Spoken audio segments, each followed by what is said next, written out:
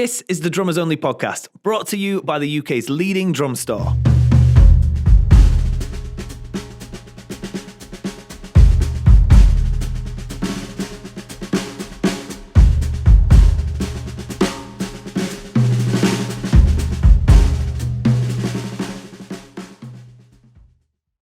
Welcome to the Drummers Only podcast. My name is Jake, and today we have a very special guest with us, which is a founding member of Street Drum Corps. He's played for many, many bands, Dead by Sunrise, Cruella. He stood in for Tommy Lee with Mötley Crüe, and since 2015, I think it is, he has been the drummer for punk rock legends Sum 41. Today we've got Mr. Frank Zummo with us. How you doing, Frank? You okay? Good, buddy. Good to see you again, man. Yeah, you too, man. You too. So I feel like every single time that we talk, you are in a different country, a different continent, somewhere in the world. So where are you today? We're in Vienna, Austria. We're out. We're about halfway through our European tour that will end in London at Ali Pali, which is going to be a pretty awesome way to end it. And I'm actually going to do a solo show after the Sum 41 set. I'm gonna just get off stage, hop in a car, and go to the garage and do a solo show, and then fly home first thing in the morning. So ending it pretty crazy, but a little bit busy end to the schedule then, yeah. Nice, man, nice. So what I'd like to do, if it's cool with you, is take you right back to the start, and if you could tell me sort of how did you get into drumming? Sort of, was there a part in your childhood that sort of went, yeah, do you know what? Drums is for me. Yeah, I mean, it was pretty easy because I was just born into it. My whole family is, very musical. So my parents were gigging, before I was in my mom's belly and she was gigging. And then, it was constantly just around and they started taking me to shows right away, So, I started playing my dad's drums pretty much immediately because they were just in the house. But the thing that clicked and sparked kind of moment was my first concert, which we all remember our first concert, and it was seeing Mötley Crüe and Ozzy in an arena at 5 years old. And oh, nice. I knew at that moment that's exactly what I wanted to do. It was just the inspiration, it was just, I still remember it, as clear as day, just sitting in the nosebleed seats and watching Tommy Lee play and be like, that's what I'm doing. It's just such a great moment. It's a trip when kids will tell us, they've been to our shows and they'll be like, this is my first show or something like that. And it's such a trip because I remember that moment for me. It was such a big moment in my life, Love it. I love that was your first concert. That's my parents, man. What a crazy.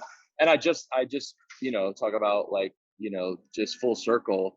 Mötley Crüe just reunited and they're out in America. They did a stadium tour and I took my oldest son to the show, and to be able to share that with my son and him to see Mötley Crüe and him to absolutely love the show and all that, it was a very cool full circle moment. Oh, that is very cool. That is very, very cool. Now I've read this, correct me if I'm wrong, but I've read this somewhere that you've been an award-winning drummer since the age of 7. So yeah, it's the drum school that I studied at from really young age in New York. They had it was a competition called Battle of the Beats. Yeah. Where basically you would just go and do your 3-minute solo, totally just you. And I won, which was crazy. I was so young. I think I was only 6, and we lied and said I was 7 because that was the youngest. The youngest age group was 7 to 10 or 13. So I did that, won, and then the next year they upped it. They actually had a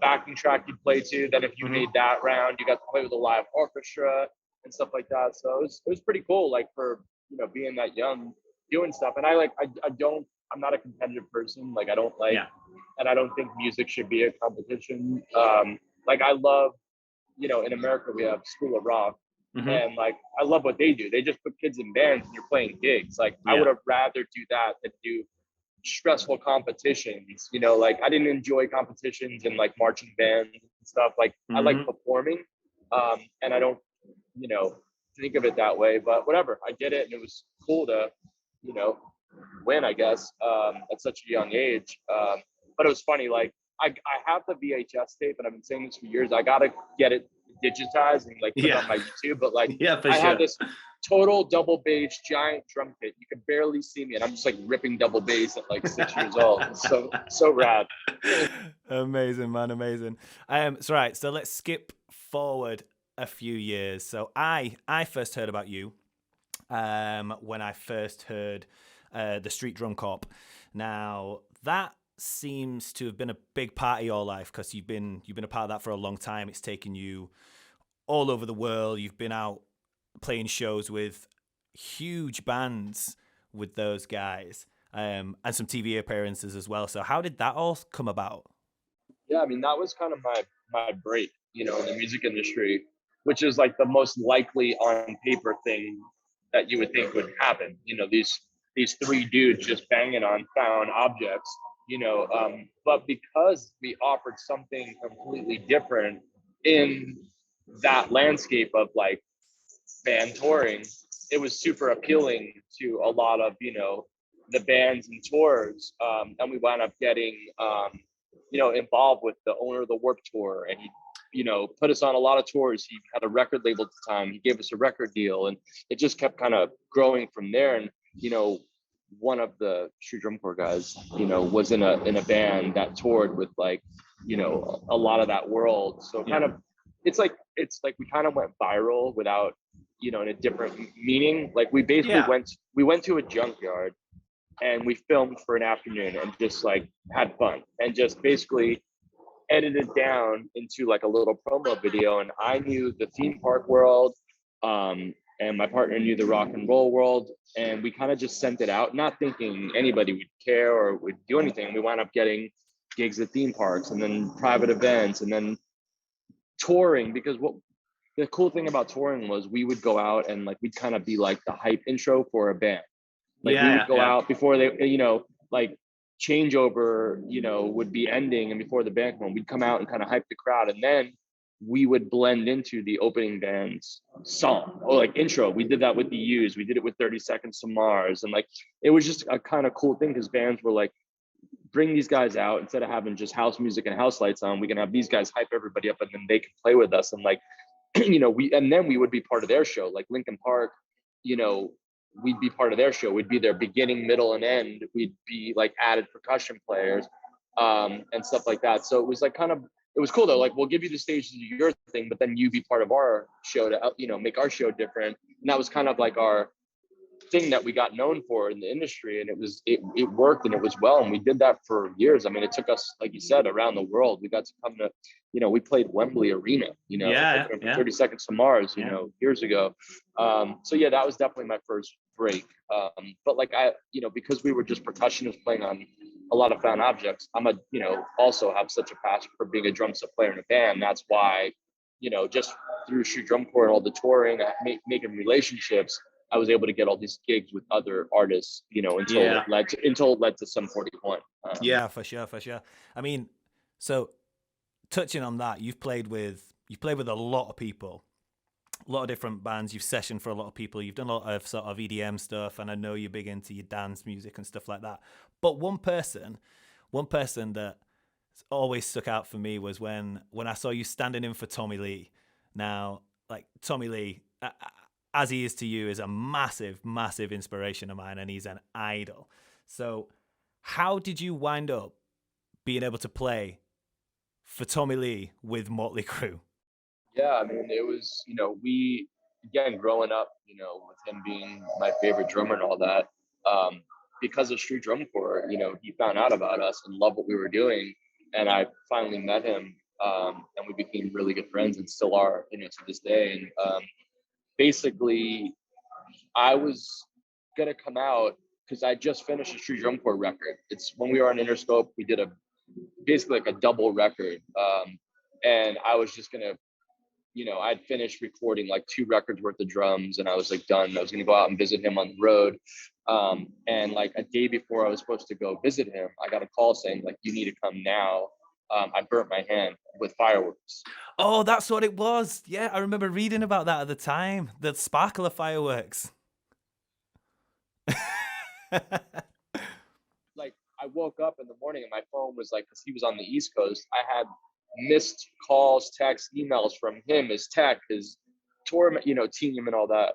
So they were like, you got to come out, because I was technically going to be coming out to visit the next day. They're like, you're going to come anyway, just come out and play. And I got out there, and he was in bad shape. I mean, the skin was gone on one of his hands. So he was like, I'm still going to be on the tour. So the fans are stoked that I'm here. I'll go out on the mic and talk. I'll play piano, but I can't drum. So I was there basically until he was able to, like after a week, he was able to play like the second part of the show. And then eventually when he did full shows, I had to like kind of be there just in case he needed to tap out. And then once he was like officially good, I headed out. But it was incredible. I mean, talk about like full circle beyond to just be in the band that inspired me. For sure. And it was the funnest, most incredible, thing ever. But it was like it was one of those gigs where it's like there was no rehearsal, there was no sound check. I just got thrown into the fire. Like I sat behind his kit just to like, make sure everything was comfortable, and it totally was. And then it was just like learning like what sample pads, like which ones hit what, kind of things. But it's like we all know kind of when you grow up and you're like shedding in your parents', garage or basement, like you kind of like we all have kind of one artist where we like know every song because we've obsessed about it as drummers. We played, like that was kind of the one that I was like, okay. But it was the Dr. Feelgood anniversary, so we played that whole record top to bottom, went off stage, came back, and then did all the other hits from the other record. So there was a couple songs on that record that I hadn't heard since back in the day. So on the plane ride I just kind of brushed up. But yeah, dude, it was insane. That's incredible. I love that. Like, you're totally true in what you say, because there's like Mötley Crüe are probably one of those bands for me as well, but sort of Whitesnake are that band for me as well, where if I had to get on stage and play with them, you could probably know enough of the structures to be able to go, yeah, I can get through this and get through this show. So totally see what you're saying. So, I mean, Tommy Aldridge was drumming for Ozzy when I saw my first show. Yeah. So Tommy Aldridge has always been a big influence. I've seen him do when I was a kid, drum clinics. I've seen him with Whitesnake when I was a kid. It's like, yeah, that guy is a legend for sure, man. He is. His solo with his hands alone is incredible. Love that solo. Absolutely love that solo. A solo, in a competition as a kid, for sure. After seeing that, that was so rad. Well, I'll tell you what. If Tommy ever phones you to stand in for a show and you can't do it, give me a call. Yeah, he's had a couple injuries that he's had to have subs and things like that. I mean, he's also like a maniac, and he's doing like stunts every night with all the crazy drum solo rigs and stuff. So, did you have to do any solos or anything like that? No, that tour there wasn't, because it was amphitheaters. Ah, right. So there's no roller coasters involved. Yeah. On the back seat or on the main seat?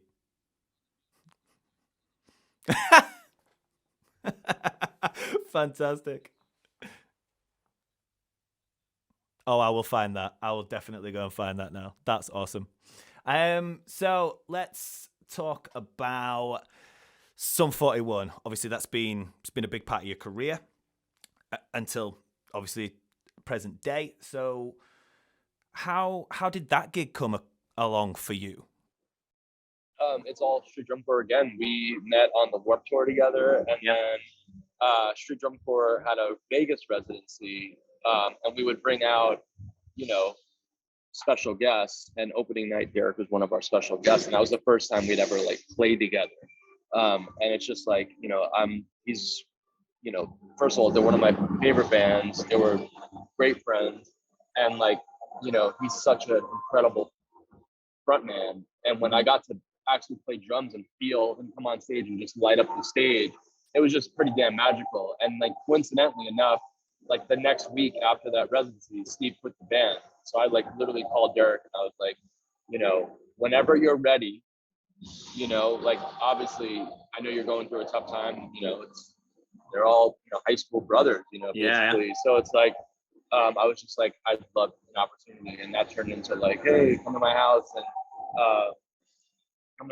and let's jam, you know, for a party. And then it turned into like more serious. And then the whole band came out from Canada to LA and we spent a week together. And at the end of the week, they were like, you know, come on in.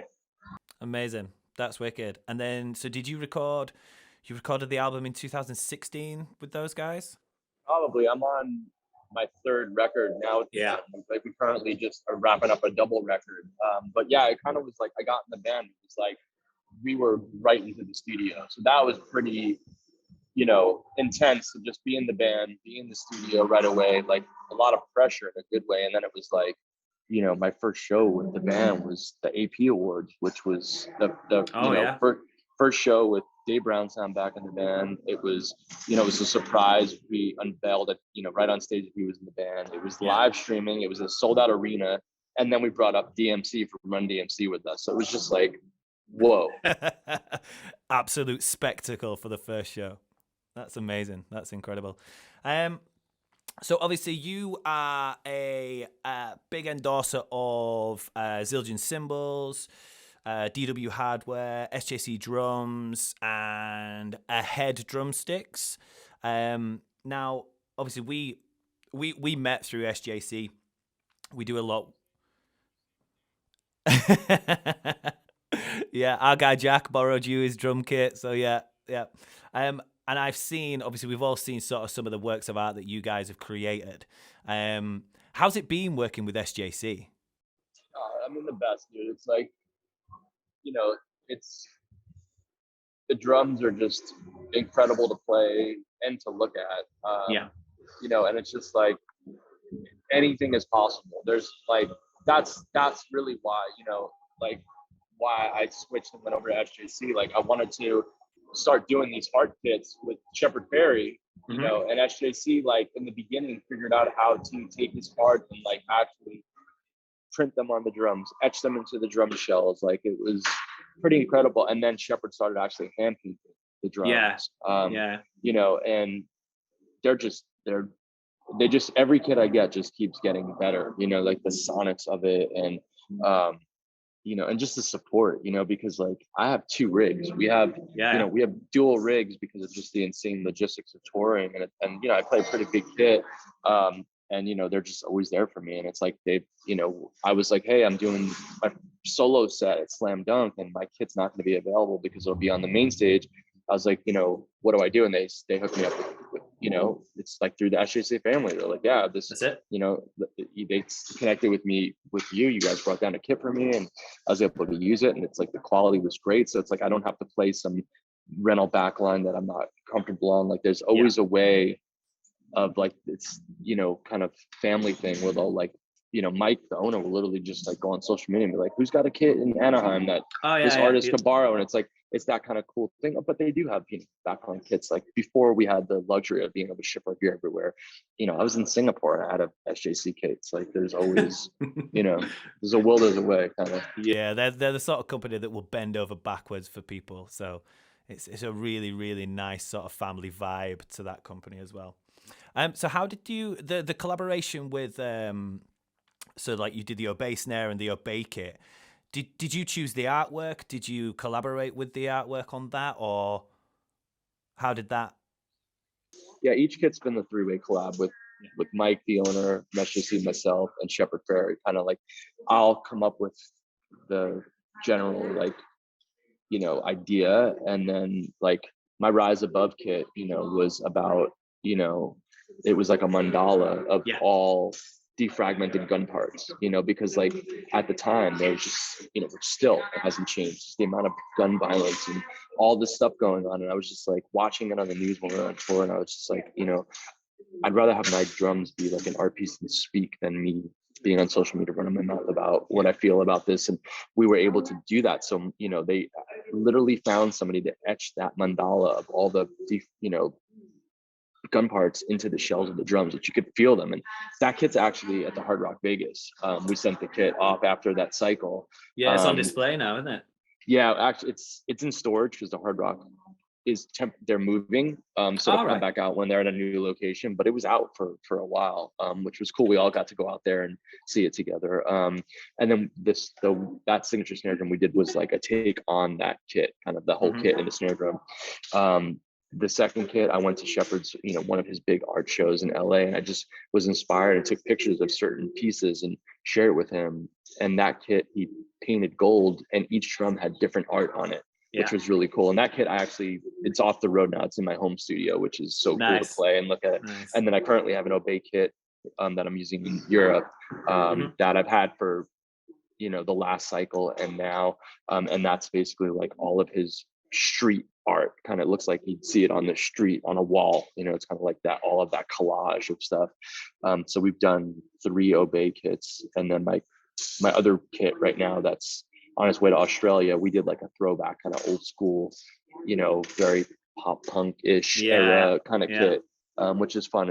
It's super custom. I mean, they went nuts. Like, I mean, the amount, if you look at it, like the washers are a color to match this, like they kind of went pretty nuts on that, which was amazing.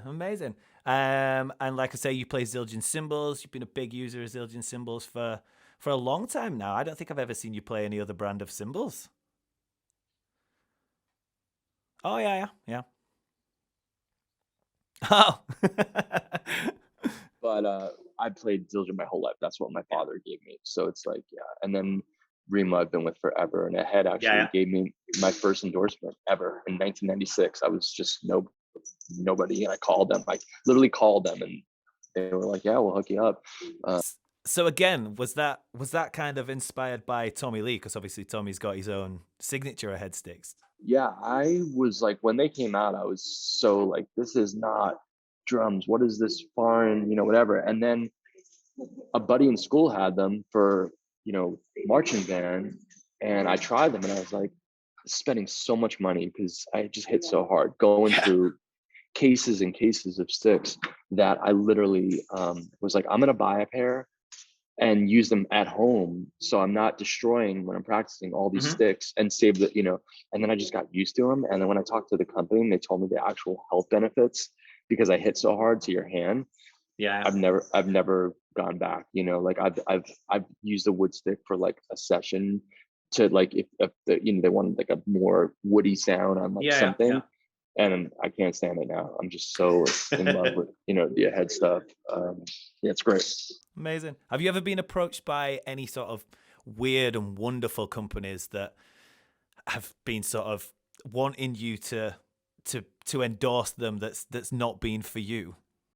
I'd say more or less snare drums. Like, there's so many incredible custom snare drummers. Like, there's a company from over here in Europe that on our last cycle, they're called Stone Drum. They make literally out of stone. They make snare drums. And they brought me a couple snares to try out, and literally a piccolo size 14-inch snare was the biggest sounding one. And that was really cool, but just super, super heavy. Unique. It looks like, it looks like a granite countertop or something. But it's made out of stone. That was a really cool drum. But that's like a one-off thing. That's more of like a studio thing, because some of that stuff isn't so practical for live when you're just like beating the living out of something. It's just like certain things don't work for live. But totally, yeah, because I can remember DW did a concrete snare, and I remember picking that up, and it weighed as much as a car. It was so heavy. Like I would not. Yeah, I would. It's cool. But I just use bell brass or bronze as my main snares for this band live. It just cuts through everything. Yeah. Awesome, man. I mean, you're a hardworking guy. You can tell that from sort of just reading about you and your resume and everything like that. But that hard work seems to have paid off for you. But how do you balance everything? Because you've got to put a lot of time into the Sum stuff, and then you've got all of your collaborations and your solo stuff all running alongside of it. How do you manage that? I think it's just like all about time management. It's just something that's been naturally easy for me my whole life and I think it's just because at a young age I had like a job working for my grandfather in his theater doing like stage managing, and I was responsible for so many things, and I think I just learned that kind of discipline early on. And it's just there's definitely time to do everything in the days. I've got a pretty, my calendar's my best friend. I just schedule it out and just kind of get it done.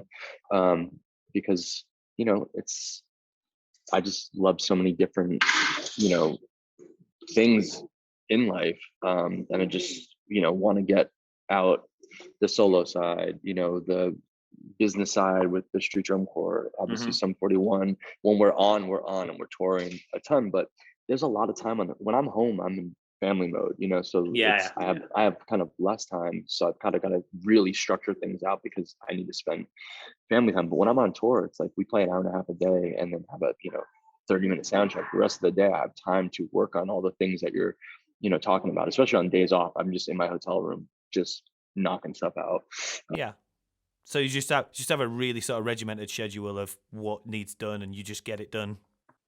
Yeah, I enjoy it. I mean, even on show days, I have a 2 hour, strict routine to get ready, and then a 30-minute, after show routine. It's like, it's just works for me. I don't know. It's just some people are Well, good with schedules, some aren't. let's touch on that then. So what is your 30 show after show routine? What is the 30-minute after show routine? Um, Ice, like Yeah. Yeah. cold plunge, for the inflammation, stretch. So do you put hands first, hands and arms straight in an ice bath? Exactly. Like for 3.5 to 5 minutes, depending what I need, and then just a bunch of stretching, breath work, Yeah. and just things to kind of dig down, regulate, and then either backstage or on the bus, make a really healthy smoothie because it's too late to have a dinner. Yeah. So I'll just do a smoothie with all the nutrition that I need, and then just get my bunk and read. And I can't make it past like 2 pages, and I'm passed out. Or if I'm still wound up, I'll do some breath work to just kind of knock out. So it literally is sort of 30 minutes to really wind down your body, wind down your mind, chill you out, relax you, so that you can then rest and do it all again tomorrow. Yeah, and what was crazy is after not, touring for 2.5 years because of the pandemic, like when we started up again, I had so much adrenaline because it was Hmm. just like, I did some shows and one-offs and things, but it wasn't like a sum 41 crazy touring. So for the first week of our tour, I had so much adrenaline, like I couldn't calm down. I was trying all the things that I'm telling you about and it wasn't working. So like I had to call some coaches and learn some other protocols to like take the Cool. edge off because I was just so jacked up, like Yeah. from just that rush again, that it was like kind of that mechanism had kind of went dormant, and when it fired up again, it was just like, let's go. It's like 10 times bigger than ever because you've missed it for that chunk of time. Yeah, totally, man, totally. So with the some stuff and all the collaborations and everything, do you have, I suppose, some stuff aside, do you have a favorite collaboration or project that you've worked on, or a couple of favorites?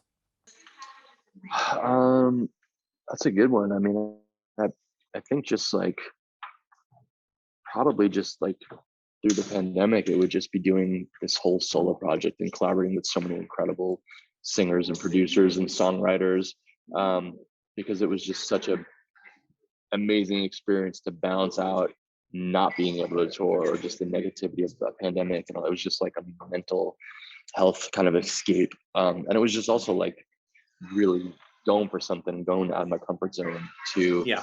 do something that kind of really isn't that like normal, if you're a drummer kind of do a project like that. So and it was just really cool to just see how open people were to collaborate, because I think everybody's going through the same thing and wanted to like be able to, no one said no. Anybody that I called or hit up, even if I cold, hit them up on social media, it was like everybody was down to do stuff, and it was pretty cool. And we, it was a lot of like remote working, because of just people not being able to travel or being in other countries or whatnot. Um, but that was, yeah, that was a fun one. And then like I'd say is like live collaborations, like definitely like getting to play with like Mötley Crüe and playing with Hmm. Linkin Park and stuff like that was Yeah. pretty amazing. And then like the EDM world, getting to do these insane festivals where people just go completely mad was, Yeah, it's like hundreds of thousands of people at them as well. yeah, doing those festivals in Europe and stuff were insane. Like Yeah. so nuts.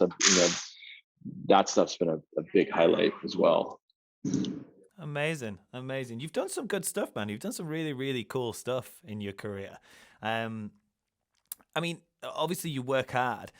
And are you self-taught? Did you have lessons or was Yeah, it was self-taught at the start, and then studied at a drum school, and just learned all the reading and rudiments and all that. And yeah, then later on, I went to like more like private lessons with different teachers, and then it got serious. Like uh, out of high school, instead of going to traditional college, I went to the Drummers Collective in New York City.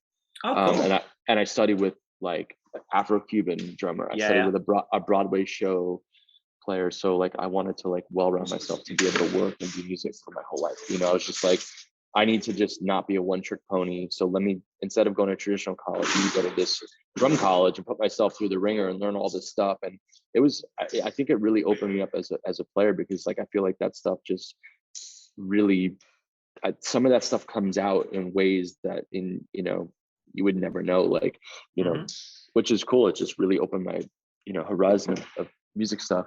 But Yeah, so as to not pigeonhole yourself into sort of Frank's only a rock drummer or he's only a punk drummer. You broadened your horizons so that you could play pretty much anything that was put in front of you. exactly. And then you know now that I in the pandemic we moved, and I finally have like a proper drum studio now, which I had never had for 17-18 years of living in California. So I finally, like, we moved, I have a proper place now. So like I started falling in love with practicing again, and like doing my homework to get ready for, especially for Summer 41, like doing pre-pro for a tour or pre-pro for the recording, like being able to really shed again. And then like, because my kids are taking lessons now, like I broke out the books again. So like I'll get on the pad and go through, those books that I learned on. But like I actually, before this tour cycle, I started taking lessons with Dave Elich, which was like, Ooh, I've known nice. him for years. Yeah. And that was incredible, because like there was some issues I was noticing, and I think it was mainly like a couple mental blocks and things that were happening. And I was just like, I didn't know how to fix them. And I got with Dave and we corrected a couple things. And then, he gave me some stuff to work on, some stuff to read. And then coincidentally, like months later, he was filling in for Weezer when I was at a festival in Europe, and he came and watched my set right behind me. And he just came up to me after and he's like, I have no notes, dude. You, like, everything we worked on, you're doing naturally. And it was like the coolest thing to hear, you know. And I practice every day for an hour backstage. I have a warm-up kit. And I'll work on if we're changing things out in the set that we're going to add that I need to work on, or if there was something last night that I felt could be better, or and especially like when we were in the studio on the last tour, I'd be recording on days off or whatnot. I had to keep practicing the songs that I was recording to stay tight on them and whatnot. So that's been really cool to have a practice room backstage to be able to work on stuff. It's funny though, when you said collaboration too, just for like this being a drum thing, I think one of the coolest drum things I did was for the AP Awards like a couple of years ago. I did a thing with Adrian from No Doubt and Josh from 21 Pilots. Oh, this was another award that you won. I did. Because that year you also won Best Drummer of the Year at the Alt Press Awards. Yeah, that was crazy. But the performance was so fun because I just called AP and I just had this crazy idea to do this thing. And Adrian, he's worked with True Drum Corps for years. We've been buds for years. He was down, but we were like trying to figure out a third person, and we just kept referencing Josh from 21 Pilots, and none of us knew him. So I was just like, let's just get him. Like, let's ask Mike from SJC if he'd be down to get on a phone with Adrian and I. We got on a phone, he was in, and we just put together this insane drum thing, which was like the most fun I've ever had doing a drum project. Like, it was so fun.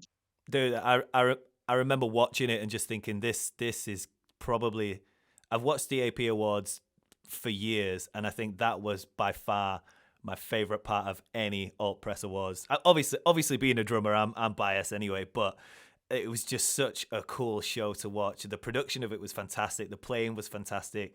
The three guys up there were awesome. It was just really, really cool to watch. So, and Josh was a surprise too, so that was cool because the kids freaked out. They didn't know until like yeah. day of. And like, the coolest part was putting that together. Like we went in Adrian's little like drum room in his like cellar. The three of us had like we could only fit like because Adrian's kit took up the room. Like me and Josh were able to have like a kick, snare, and hat each, like touching each other, like in this little room, and it was just cool to like woodshedding with those guys and like dissecting parts because three drummers together can be bad, you know. So it was just how are we going to break up parts, Phil, so it's not just sounding like, you know, a mess. And that was really cool to kind of dive in and do that. Amazing, man. Amazing. Right. I've got 3 quick fire questions for you. So I want you to give me first answer that comes to your head for all 3 of them.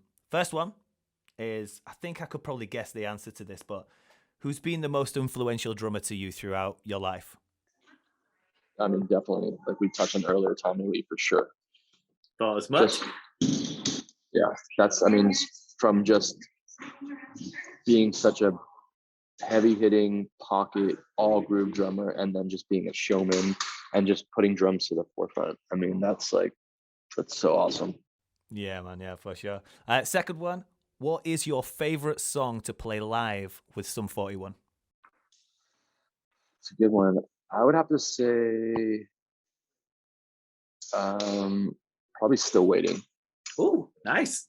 Yeah, it's fun when drum wise and it just goes so hard with the crowd. Like that's a fun one. That's such a sing along as well. That is an absolute sing along. Right, third one, curveball, totally not related to drums whatsoever. Who do you think would win in a fight between a bear and a lion? Probably a lion. You know what's funny that you say this? On the last tour in US, our crew had this game that they were playing every single day where it was like, okay, they would say one of them in the back lounge of the bus with a bear. Who would win?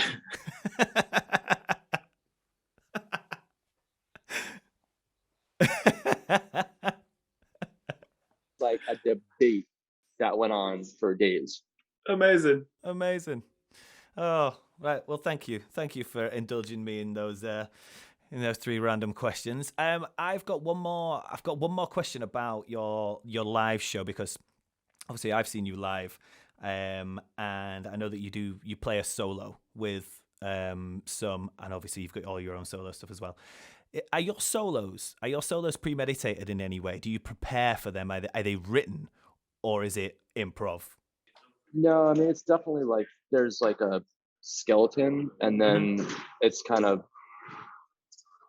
what happens in between that is kind of just like off the cuff, because I think it's just I don't want to think about it too much. I just want it to be natural. Like on this tour, there wasn't going to be a drum solo. Like we didn't do one on the American leg of this, and then all of a sudden we added, like third showing, we added a medley of All Killer songs and Does This Look Infected songs. Like we basically like are doing 4 songs in with like a 1 song length, and we end with All Messed Up, and at the end there's like a short section to just go nuts, and it's fast, and like this all happened in sound check, and Derek was like, yeah, you kind of go nuts like you did and I was like, I forgot what I had done because we had toured that tour so long ago. And then I was like, oh yeah, but I don't want to watch too much of it. I just remembered like the beginning snare thing, and then kind of just go kind of from there each night. And it's fun. It's just a quick little blast, but it's fun. It's fun because I didn't know that pyro and stuff was going to go off when I did that. So it's a fun hype part of the night every night because it's fire and it's just, you know, it's a quick little moment. I've built stuff in the past where we actually had, you know, some kind of things I was playing along to, and then there was improv stuff and whatever, but just kind of there wasn't time on this run because we've been doing a lot of anniversary stuff. So I kind of just like do it on the end of like one quick little song. It's fun. Cool. Got you. Yeah, indeed, man. Indeed. Well, thank you so much for your time. I'm going to let you get back to your day, and it's been an absolute pleasure. Thank you so much for coming and chatting with us. So you've got the rest of this tour, which ends in London. You're doing a solo show at the Garage. Yeah, right after our Ali Pali show on October 21st. Yeah. Then we have a break, and then we go to Australia with the Offspring in December. Oh, yeah, I've seen that, yeah. And then new record in the new year, and world touring to, support that. Yeah, dude, if you want to come to the London show, just shoot me an email. I'll take care of it. For sure. Sounds good, man. Sounds good. And I think so. After that, the next time you're over in the UK, I think we should probably try and get you, if you've got any Scottish date whatsoever in the UK, we should try and get you for a clinic in our Glasgow store. That'd be super cool. I've basically, on this next break, I'm going to be doing a couple pop-up workshops for School of Rock, which is, it's kind of been a really cool way to change kind of the clinic game. I'm basically created these events now where I go to School of Rock, or we go to a really cool location. We bring in School of Rock. We let the house bands go play whatever they want, as long as they want. Then I get up there, I do like a 15-20 minute of just like kind of a bunch of some songs and solo stuff, kind of whatever. Then I talk for a bit with the kids, which is just like whatever they want to talk about, whatever they want to have questions about. And then the coolest thing is we end it where I jam with the kids. Oh, that's awesome. And then I just hang. And I've been doing these tours.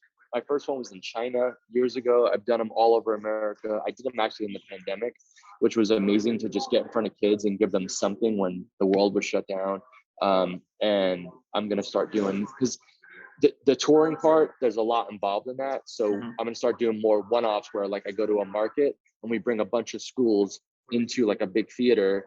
So we can get a bunch of people, and then it's just like one show to make it make more sense than me kind of having to be on a tour and go to some place that maybe wouldn't make sense to a tour.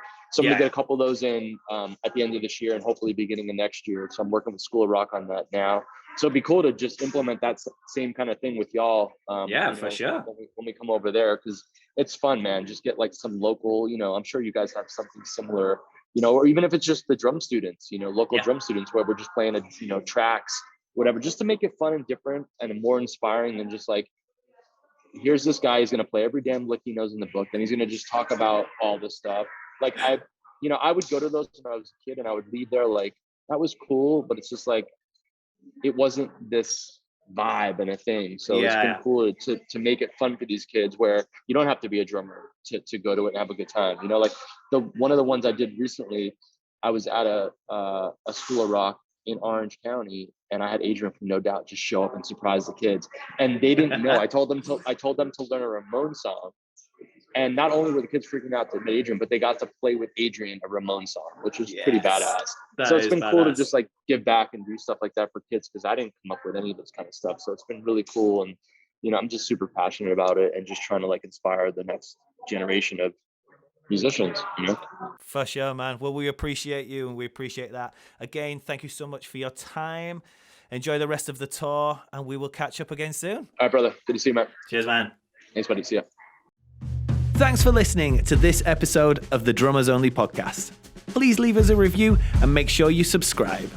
If you need any more information about us or any gear mentioned, head on over to drummersonly.co.uk and make sure you follow us on all of our social channels at drummersonlyuk. Thanks for listening. Peace.